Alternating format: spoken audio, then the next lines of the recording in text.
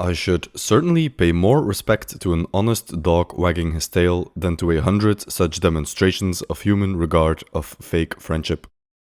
Is real friendship even possible? This is the question Schopenhauer tries to answer. True friendship, if such a thing even exists, is rare. What is common, however, is the appearance of true friendship. You have the outward appearance of it, a mimic show made to look as much like the real thing as possible. The basis of true friendship for Schopenhauer is an objective compassion with the weal and woe of your friend. The word objective here denotes disinterest. A good friend is completely selfless and identifies himself completely with his friend, so much so that not even a trace of a selfish motive for the friendship is left. Suffice to say that for Schopenhauer, this is an ideal that is almost never reached in the real world. He even wonders if it's possible at all. The egoism of human nature is so strongly antagonistic to any such sympathy that true friendship belongs to that class of things, the sea serpent, for instance, with regard to which no one knows whether they are fabulous or really exist somewhere or other. Schopenhauer's cynical view of friendship is exemplified by a passage in which he does admit that true friendship might be possible after all, only to add the disclaimer that surely some kind of secret personal motive must be at play as well. Still, we might as well regard this kind of friendship as genuine. Even though it's not perfect, it's the best we can hope for, because at bottom, at least there is some real feeling of compassion in there. But in a world where all is imperfect, this grain of true feeling is such an ennobling influence that it gives some warrant for calling those relations by the name of friendship, for they stand far above the ordinary friendships that prevail amongst mankind.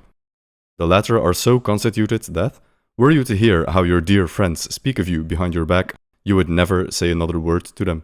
So the question arises, how do you know if a friend is real or fake? There are two ways to know. You know a friend is real if circumstances force him to make some kind of great sacrifice for you. If misfortune befalls you, who of your friends will still be there for you? And which of them will disappear from your life? Will your friends support you in difficult times, or will they not bother? But you don't need to wait until your life takes a turn for the worst in order to figure out which of your friends are real. Schopenhauer proposes a test, a little experiment, to separate the real from the fake friends.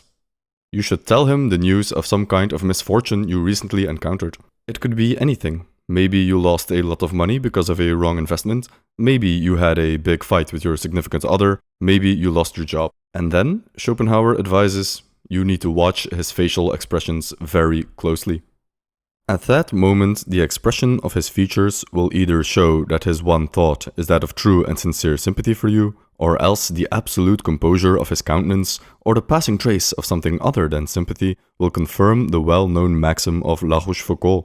In the misfortunes of our best friends, we always find something not altogether displeasing to us. The faintest hint of something other than sympathy betrays an ulterior motive to the friendship. It's a flaw in human nature, one of the many Schopenhauer discovers throughout his writings, that in the misfortunes of our friends, we cannot help but feel somewhat delighted at their troubles. Indeed, at such a moment, the ordinary so-called friend will find it hard to suppress the signs of a slight smile of pleasure. This is an example of Schadenfreude, and Schopenhauer considered it the most evil part of our human nature, but a part of our human nature nonetheless. And as such, we must learn to deal with it, suppress it within ourselves, and recognize it in others, so that we may avoid them. A real friend is incapable of feeling Schadenfreude for you, but such a friend is hard to come by. In this regard, another saying of La Rochefoucauld comes to mind. A true friend is the greatest of all blessings, and that which we take the least care of all to acquire. Behind the layer of cynicism, we can discern that the pessimistic Schopenhauer really does value friendship, even if it's so rare it might as well not exist. What we could take away from this is that we should try our best to find true friends and cherish their friendship and the relationship we have with them. And if all of that fails, at least we still have dogs to keep us company. Thank you for watching. If you enjoyed this video, please like and subscribe and leave a comment for the algorithm. We have done a big video on Schopenhauer's main philosophical work, and you can also check out our video on Schopenhauer's advice for being alone. Again, thank you for watching, and we'll see you in the next one.